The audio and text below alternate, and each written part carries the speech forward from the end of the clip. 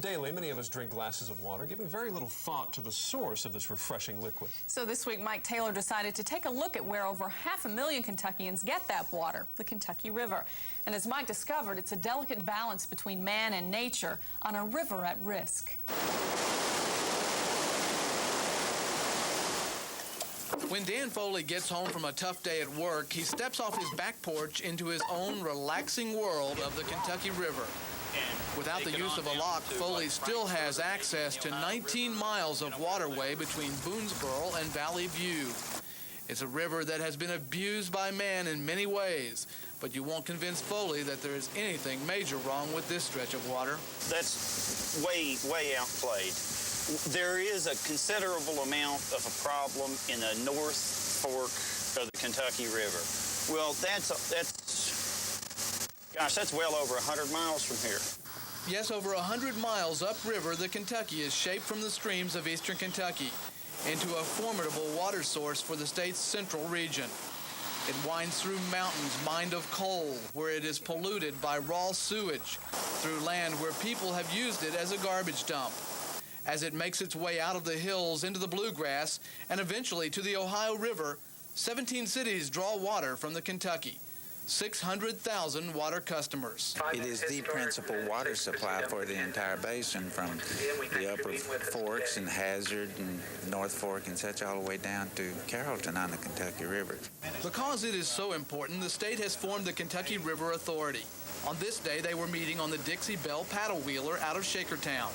Its mission is to find ways to protect the river from its man-made and natural enemies, to keep the water supply safe, as well as promoting recreation. I think public awareness of what a great resource the river is and how important it is to everybody for drinking water has brought about some improvements. But what we've learned is that there's a lot more to be done. That's not news to people who live on the river. Dan Foley calls this his own swimming pool. As he cruises along with his dogs Edison and Watson, he can point out every rock formation and every new pile of garbage. Everyone I talk to about living on the river says it's not something you can fully explain. It's just something that gets in your blood. And after you spend a little time out here, you can see why. I couldn't imagine living anywhere else. After living up in subdivisions and so forth before I moved down here, there is no way I could possibly live like that again. It's easy for the people who live on the Kentucky River to see the problems. If we allow the problems to go too far, we'll all see them. On the Kentucky River, Mike Taylor, 18 News. Tomorrow on part 2 of A River at Risk, a look at the kinds of pollution that threaten our water supply. Time to talk about water that comes.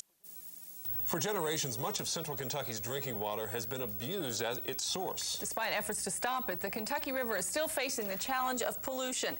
Mike Taylor has more on some of the problems the river must overcome in part 2 of A River at Risk.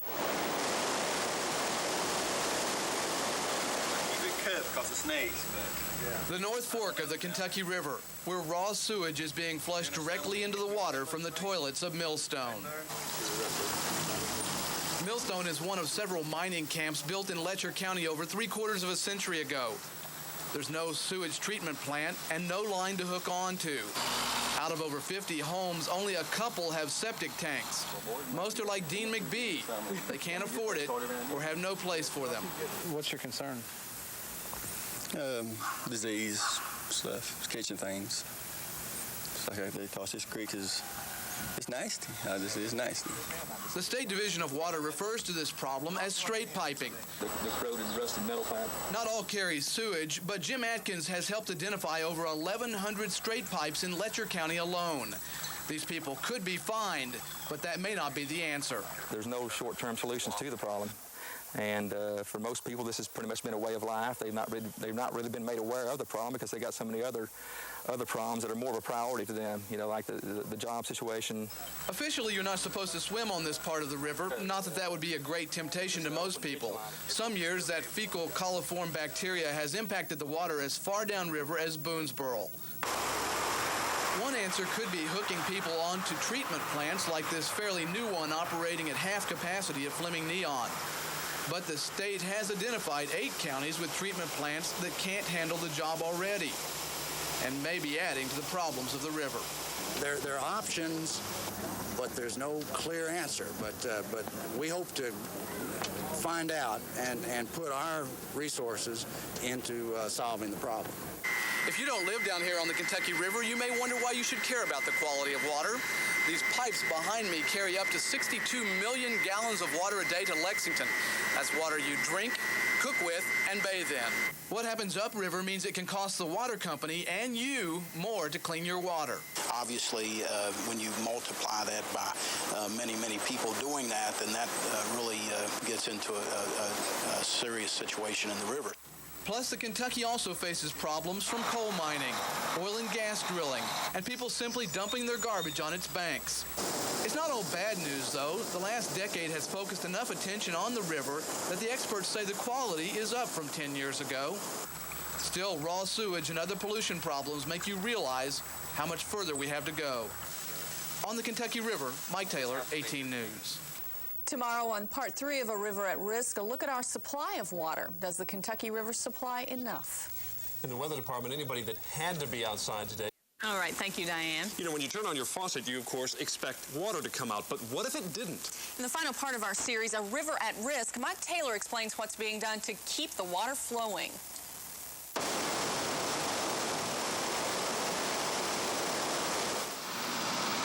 There certainly appears to be plenty of water as the Kentucky River roars over its first dam at Heidelberg.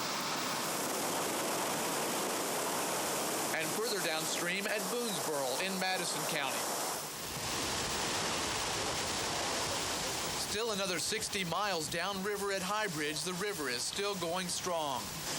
With 17 cities drawing water out of the pools created by the river's 14 man-made dams, the drought of 1988 made central Kentucky take a hard look at a river they'd taken for granted. Under current usage right now, the river is adequate to supply everybody's needs. The concerns are, if we get into a drought situation, is there enough water? Or then just generally for growth in central Kentucky, can the river meet the demands of the future? The Corps of Engineers built these dams and the locks associated with them near the turn of the century. At the time, it allowed commercial river traffic to move from one pool of water to another safely. The traffic was soon replaced by railroads, and cities like Lexington began sinking pipes into the pools to draw water. There's 6 pumps out on our intake structure, and each pump can pump 12.5 million gallons of water per day. And now we face a problem. Many of the dams are crumbling, and the locks are rusted and rotting. In fact, many are closed temporarily for repairs. The Kentucky River Authority is holding hearings to determine whether locks like the one here at Heidelberg should be sealed up. They say that would preserve the integrity of those pools. Locks 11 through 14 would be reinforced with concrete, closing them to river traffic. Later, the height of the dams would be raised by flashboards to make the pools deeper. These people in Beattyville didn't like the idea. The only way we're going to get any help in our area is if we have a drought and central Kentucky runs out of water. Then something will be done. Now, one dam right below Lock 13 would solve the whole problem. New dams have been discussed before, but the River Authority thinks something needs to be done right now. If any one of those dams were to breach, any number of communities could lose very quickly, could lose their water supply. For generations, the Kentucky River has flowed past problem after problem. The state has appointed the Kentucky River Authority to find solutions. The key now is to solve those problems before we put our river at risk. On the Kentucky River, Mike Taylor, 18 News. Don't go anywhere. Sports is live next from the Humble Planetarium when we return.